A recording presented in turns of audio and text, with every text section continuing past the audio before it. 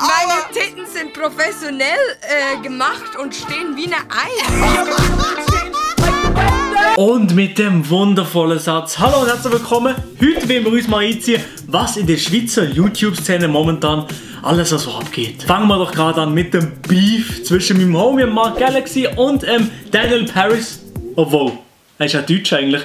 Daniel Paris. Sie beide hier gegeneinander einen Diss-Track gemacht. Hier mal kurz ein Clip von Daniel Paris. In deiner Galaxis lebst du wie ein King. Komm mal wieder runter, Click Bang.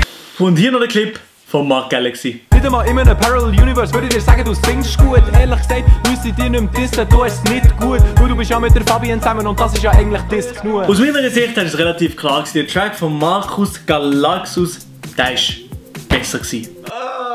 Scheiße! Das Beste an dem ganzen Beef, das ist aber erst nach dem Musikvideo von Mark Galaxy online gekommen. Und zwar das Reaction-Video von Daniel Paris und seiner Freundin der Fabienne Mischler ist online gekommen. Und das Video, das ist wirklich Unterhaltung auf diesem anderen Niveau. Sehr billig, sehr niveaulos. Im Musikvideo von Mark gibt es eine kleine Szene, wo er über die Oberweite von der Fabienne redet. Lass die Frau hängen, so wie Fabi ihre Titten. Und meine Damen und Herren, die Reaktion von der Fabienne auf diese Szene da hier, da müsst ihr euch angehen, weil es holt euch aus dem Sitz. Das ist mein Material vom Allerfeinsten. Hey Leute! Meine Titten sind professionell gemacht und stehen wie eine Eins. Ja, und an der Szene, da muss ich wirklich komplett los. Das ist, ja. Damit haben wir aber noch längst nicht alles gesehen, was momentan in der Schweizer Szene so abgeht. Und zwar gibt es da so einen Twitch-Streamer oder YouTuber, der Top 10 Erich. Ganz entspannter Dude, würde ich sagen. Aber der Top 10 Erich, der hat sich dann entschieden, ein Video über mir zu machen. Etwas, das ist ihm aber relativ schnell aufgefallen. Und wehe, er hat mehr Abos als der Top 10 Erich. Ja gut, Erich, aber das liegt wahrscheinlich an deinen Aggressionen.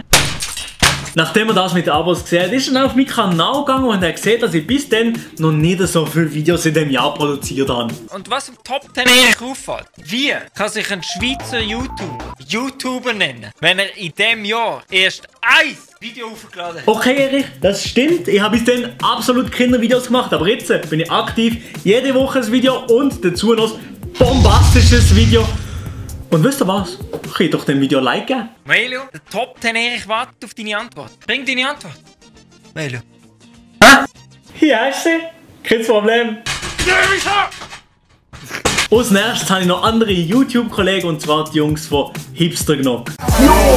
Es gibt das Gerücht, dass Leute schon Ohrenprobleme bekommen haben wegen dem Introspruch von den Hipster Gnocks. Die zwei jungen Herren, die haben diese Woche ein Fußballvideo gemacht, aber leider ist irgendetwas komplett vergessen. Jo, herzlich willkommen zu einem neuen Video. Heute gibt es eine Challenge zwischen Nick und zwischen mir. Hast du nicht gesehen? Weil im ganzen Video ist ein Fleck auf der Linse gewesen. Ich habe jetzt nur ein paar Sekunden gesehen, aber mir ist das wirklich schlimm gewesen.